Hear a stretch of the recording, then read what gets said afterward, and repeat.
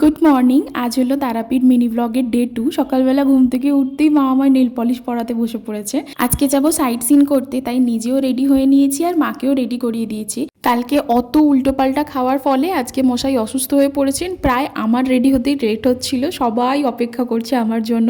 শেষমেশ রেডি হয়ে সবার সাথে একটা করে মিরার ভিডিও নিয়ে নিয়েছিলাম। মা তারা সরণির মোড়ের মাথাতেই অনেক অটো বা টোটো পেয়ে যাবে যারা সাইট সিন করাতে নিয়ে যায়। আমরা ওখান থেকেই বুক করেছিলাম।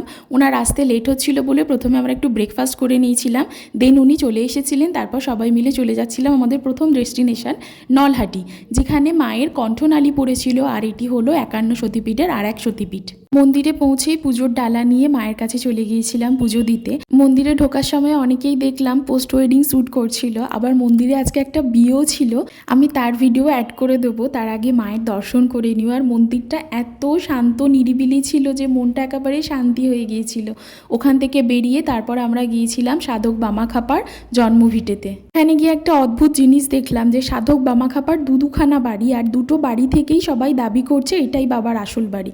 আদৌ তা নয়, বাবার আসল বাড়ি এখন আর নেই। তবে টাকা পয়সা দেওয়া থেকে কিন্তু খুব সাবধান। চল আজ তবে আসি।